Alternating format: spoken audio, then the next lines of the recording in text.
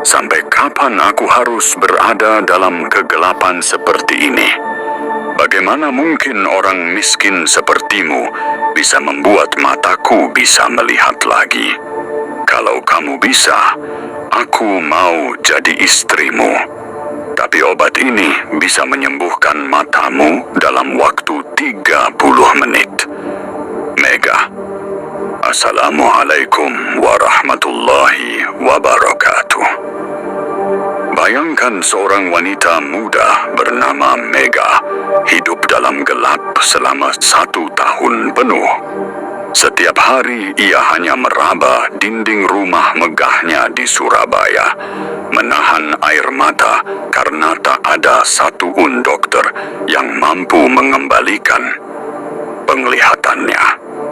Hingga suatu pagi, datang seorang pria miskin dengan pakaian lusuh, membawa sebotol cairan hijau dan berkata bahwa ia bisa menyembuhkan mata. Nona, saya bisa bantu Nona melihat lagi. Mega menertawakannya, merendahkannya, bahkan berani menantangnya dengan ucapan bahwa jika pria miskin itu berhasil, ia rela menjadi istrinya. Ternyata, sahabat semuanya, sebelum kita mulai cerita ini, tuliskan dulu di kolom komentar dari kota mana kalian menonton. Semoga yang mengikuti cerita cinta dimudahkan segala urusannya, dilapangkan rezekinya, disehatkan badannya, dan dikabulkan semua hajat dunia akhirat oleh Allah Subhanahu wa Ta'ala. Amin ya Rabbal Alamin. Sekarang mari kita mulai ceritanya. Suara angin pagi berhembus lembut di antara deretan rumah megah di sudut kota Surabaya. Udara masih segar, namun tidak ada yang terasa sama bagi Mega gadis itu. Duduk di kursi rotan putih di teras rumahnya. Kedua matanya tertutup perban tebal yang membalut luka yang sudah berbulan-bulan tak kunjung. Membaik tangan kirinya, menggenggam ujung kain, gaun rumah warna krem. Meremasnya seakan ingin membuang seluruh resah yang menumpuk tanpa jeda. Mega dulu adalah gadis ceria yang suka berkeliling kota, mengendarai mobil sendiri, menikmati gemerlap Surabaya malam hari bersama teman-temannya.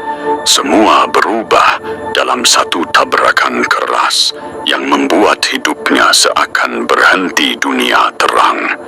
Yang dulu ia banggakan kini berganti selimut gelap yang dingin dan sunyi. Setiap langkah menjadi perhitungan, setiap gerakan menimbulkan rasa takut. Suara membuatnya curiga.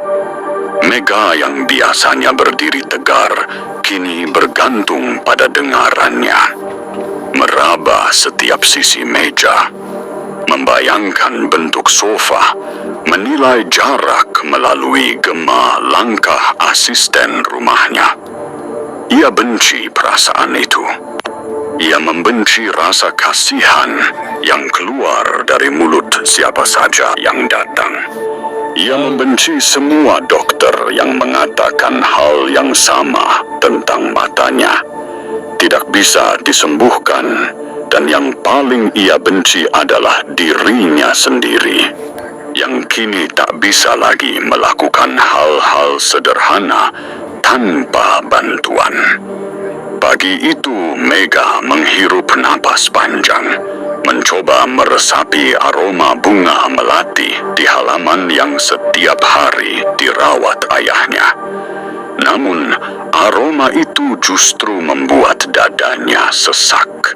Ia merindukan dunia yang bisa ia lihat, bukan hanya terka dan tebak. Langkah kaki lembut mendekat suara perempuan paruh baya yang sangat dikenalnya berkata, "Pelan, Neng, mau dibikinkan teh hangat?" Mega tidak langsung menjawab.